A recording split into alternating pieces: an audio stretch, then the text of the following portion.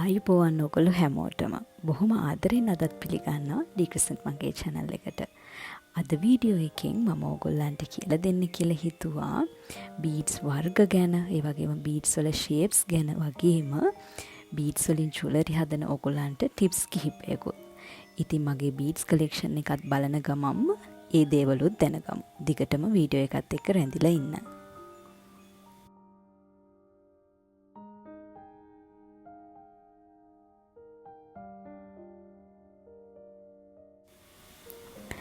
බීඩ්ස් වල වර්ග කියලා ගත්තාම ඒ විදිහට බීඩ්ස් වර්ග කරන්න පදනම් වෙන එක කාරණයක් තමයි බීඩ් එක හදලා තියෙන අමුද්‍රව්‍ය. ඒ කියන්නේ මැටීරියල් එක. ඒ වගේම බීඩ්ස් වල shapes වලිනුත් අපිට බීඩ්ස් එක එක විදිහට වර්ග කරන්න පුළුවන්. ඉතින් මේ තියෙන්නේ මගේ බීඩ්ස් collection එකේ තියෙන ප්ලාස්ටික් එහෙමත් නැත්නම් ඇක්‍රිලික් බීඩ්ස් වලින් කොටසක්.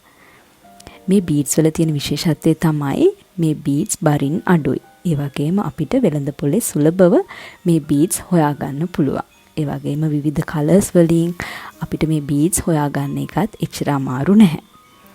ඉතින් මේ මම පෙන්නන විදිහේ රවුන්ඩ් shapes වගේම ඊට ටිකක් වෙනස් යුනික් shapes උත් මේ බීඩ්ස් වල තියෙනවා.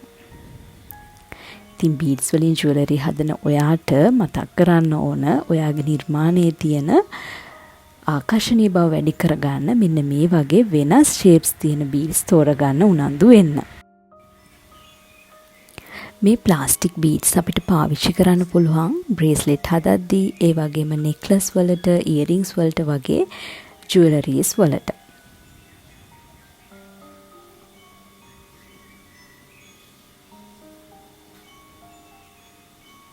මංගාව තියෙන මේ කහපාට ප්ලාස්ටික් බීඩ් එක මම ස්පේස් බීඩ් එකක් විදිහටයි පාවිච්චි කරන්නේ. ඒ කියන්නේ අපි ප්‍රධාන වශයෙන් යොදා ගන්න බීඩ්ස් දෙකක් අතරට තමයි මම මේක යොදා ගන්නෙ. ඒ වගේම මම මේ බීඩ් එක පාවිච්චි කරලා ඉයරින්ග්ස් හදලා තියෙනවා. ඉතින් මම ඔයගලන්ට පෙන්වන්න කැමතියි මේ වගේ ප්ලාස්ටික් බීඩ්ස් වලින් මම හදපු බ්‍රේස්ලෙට්ස් කිහිපයක්.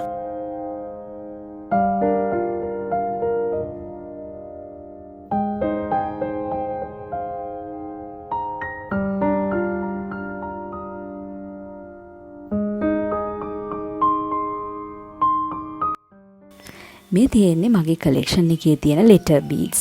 letter beads උත් plastic beads ගණේටම තමයි අයිති වෙන්නේ. මේ letter bead එකේ සුදු පාට background එකේ gold color එකෙන් තමයි අකුරු type කරලා තියෙන්නේ. මේ bead එකේ කළු පාට background එකේ තමයි gold color එකෙන් අකුරු type කරලා තියෙන්නේ. මේ bead එකේ අකුරු ටිකක් bold විදිහට තමයි type කරලා තියෙන්නේ.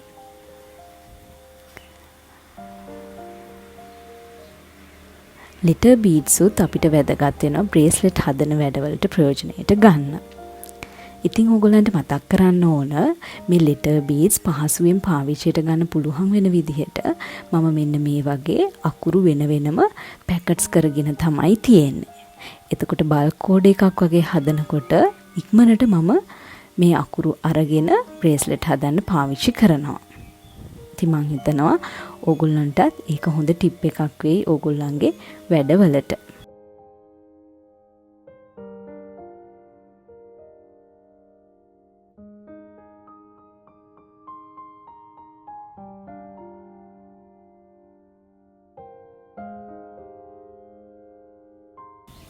මගේ collection එකේ තියෙන metallic beads තමයි මෙන්න මෙතනින් මම මේ දැන් පෙන්නන්නේ. මේක මෙටල් වලින් තමයි හදලා තියෙන්නේ. ඒක උඩින් gold coat කරලා තියෙනවා. මේ bead එක මම space bead එකක් විදිහට තමයි බොහෝ විට පාවිච්චි කරන්නේ. ඒ වගේම මෙන්න මේ matte finish එක තියෙන bead එකත් metallic bead එකක්. ඒකත් මම earrings වලට පාවිච්චි කරලා තියෙනවා. මේ තියෙන්නේ seed beads. seed beads කියන්නේ ඊටාම සියුම්, ඊටාම පුංචි bead වර්ගයක්. bead weaving වලට, ඒ වගේම පොඩි දරුවන්ට bracelet වගේ හදනකොට අපි මේ beads පාවිච්චි කරනවා. මේ තියෙන්නේ pastel beads. pastel beads කියලා කියන්නේ plastic bead වර්ගයක්. මංගාව තියෙන collection එකේ crystal beads තමයි මේ. මේ තැඹිලි පාටින් සහ නිල් පාටින් තියෙන crystal beads. මේවා මම ඉයරින්ග්ස් හදන්න පාවිච්චි කරලා තියෙනවා. ඒක ටිකක් බරින් වැඩි සහ මිලින් ටිකක් වැඩි.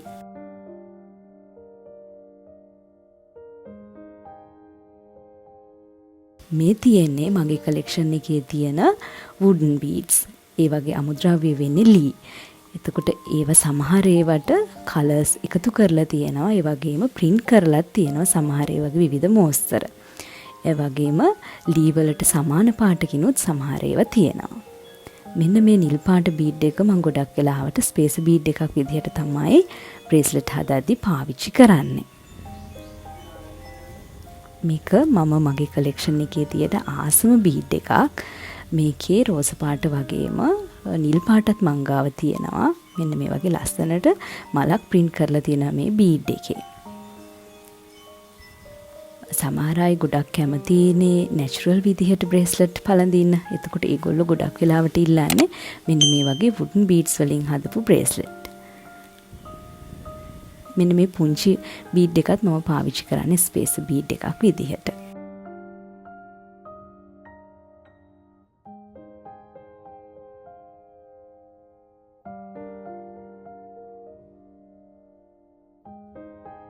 ඊළඟට මම ඔයගොල්ලොත් එක්ක ෂෙයා කරගන්න කියලා හිතුවේ මගේ කලෙක්ෂන් එකේ තියෙන යුනික්ම බීඩ්ස් කිහිපයක්.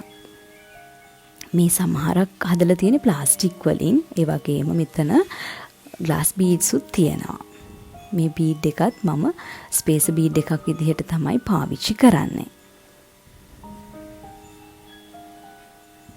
මෙන්න මේ බීඩ් එකේ කලර්ස් කීපයක් එක්ක තමයි එන්නේ.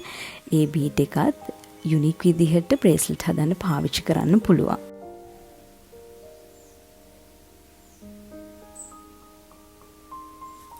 මේ තියෙන්නේ ග්ලාස් බීඩ්ස්. මේක කලර්ස් දෙකකින් තමයි එන්නේ. ඕගොල්ලෝ මගේ channel එකත් එක්ක දිගටම එකතු වෙලා හිටියා නම් ඕගොල්ලන්ට මතක ඇති මම මේ බීඩ්ස් පාවිච්චි කරලා ලස්සන බ්‍රේස්ලට් එකක් හැදුවා. මේ ග්ලාස් බීඩ් එකත් අපිට බ්‍රේස්ලට් හදද්දී පාවිච්චි කරන්න පුළුවන් ග්ලාස් බීඩ් එකක්. බ්‍රේස්ලට් එකේ පොඩ්ඩක් එල්ලෙන්න වගේ අපි ලස්සනට කොටස් එකතු කරනවානේ. අන්න ඒ වගේ දෙයකට මේ බීඩ් එක පාවිච්චි කරන්න පුළුවන්. ඊළඟට අපි බලමු මොනවද මම අද කියලා දෙන ටිප්ස් කියලා. මුලින්ම මම කැමතියි ඔයගොල්ලොත් එක්ක කතා කරන්න බීඩ්ස් වල ක්වොලිටි එක ගැන. ඉතින් මේ තියෙන්නේ මම බීඩ්ස් ජුවලරි හදන්න පටන් ගත්ත කාලෙම ගත්ත බීඩ් එකක්. ටික දවසක් යනකොට මේ බීඩ් එකේ පේන්ට් එක මෙන්න මේ විදිහට කෑලි කෑලි විදිහට ගැලවෙන්න පටන් ගත්තා. ඉතින් ඒ නිසා ඒකෙන් මට තවදුරටත් ජුවලරි හදන්න පුළුවන් වුණේ නැහැ. ඒක නිසා ඔයගොල්ලෝ සැලකිලිමත් වෙන්න බීඩ්ස් ගන්නකොට විශේෂයෙන්ම මෙන්න මේ වගේ පේන්ට් කරලා තියෙන බීඩ්ස් ගන්නකොට ඒ පේන්ට් එක යනවද නැද්ද කියලා චුට්ටක් හොයලා බලලා ගන්න. මේ බීඩ් එක එහෙම පේන්ට් එක නොයන බීඩ් එකක්. ඒ නිසා ඕගොල්ලොන්ගේ බීඩ් කලෙක්ෂන් එකේ ක්වොන්ටිටි එකට වැඩිය ක්වොලිටි එක වැදගත් නිසා ඔයා අනිවාර්යයෙන්ම බීඩ්ස් වල ක්වොලිටි එක ගැනත් හිතන්න. ඊළඟට මම ඔයගොල්ලන්ට කියලා දෙන ටිප් එක තමයි කලර් කම්බිනේෂන් ගැන. ඉතින් උදාහරණයක් විදිහට මෙන්න මේ රෝස පාට බීඩ් එකත් එක්ක මම බ්‍රේස්ලට් හදද්දි මේ සුදු පාට බීඩ් එක ස්පේස් බීඩ් එකක් විදිහට පාවිච්චි කරනවා. ඒකෙන් බ්‍රේස්ලට් එකේ ආකර්ෂණීය බව වැඩි වෙනවා. ඉතින් ඒ නිසා ඕගොල්ලොත් ඕගොල්ලොන් ගාව තියෙන බීඩ්ස් වලින් කලර්ස් මැච් කරලා ගන්න. එතකොට ඔයාගේ කස්ටමර්ලා හැමදාම ඔයා ගාව ඉඳීවි. ඔයා හදන ජුවලරි වල ලස්සන වැඩි වෙන නිසා.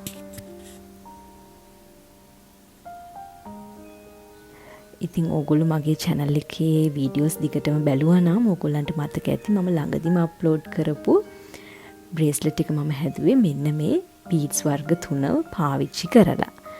ඉතින් ඒකත් ලස්සනට ඒ බ්‍රේස්ලට් එක ආවා. ඉතින් ඕගොල්ලන්ට සමහර වෙලාවට ඕඩර්ස් එනේවා කලර්ස් සඳහන් කරලා ඉන්න පුළුවන්.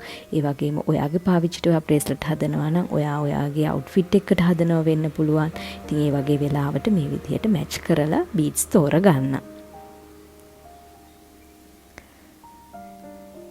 ඒ වගේම බීඩ්ස් වල සයිස් එක ගැනත් ඕගොල්ලෝ සැලකිලිමත් වෙන්න ඕන ජුවලරිස් හදනකොට.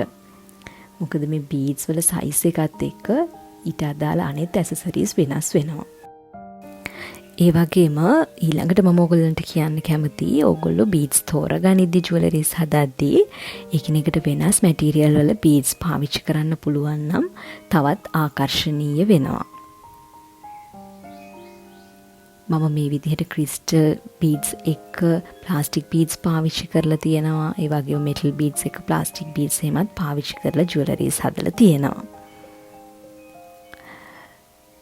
ඒ වගේම මම ඕගොල්ලන්ට කියලා දෙන්න කැමති අද බීඩ්ස් වල තියෙන සිදුරේ ප්‍රමාණය අනුවත් අපි පාවිච්චි කරන ඉලාස්ටික් නූල එහෙමත් නැත්නම් ක්‍රිස්ටල් ටෙක් නූල වෙනස් වෙනවා.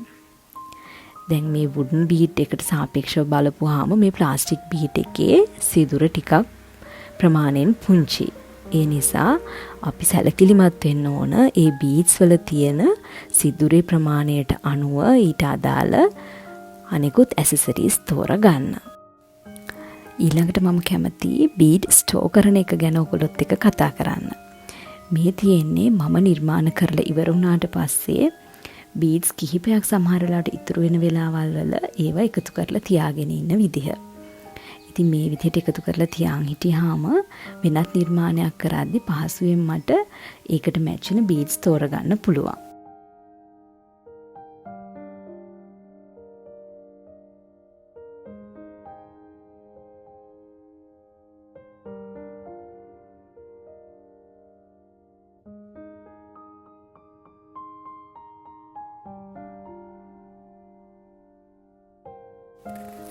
ඊළඟට මම කැමතියි ඔයගොල්ලන්ට මේ බීඩ්ස් වලට යන වියදම් ගැන පොඩ්ඩක් කතා කරන්න.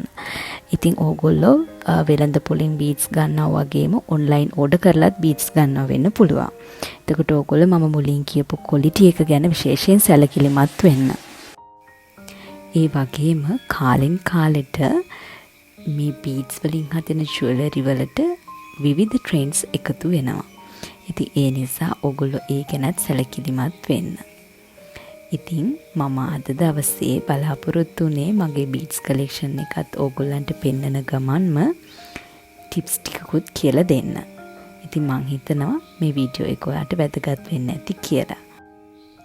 ඉතින් ඔයා තාමත් මගේ channel එක subscribe කරලා නැත්නම් channel එකත් subscribe කරන්න. ඒ වගේම bell icon එකත් click කරලා තියාගන්න. තවත් වීඩියෝ එකකින් අපි නැවත හම්බ වෙමු. බොහොම ස්තුතියි.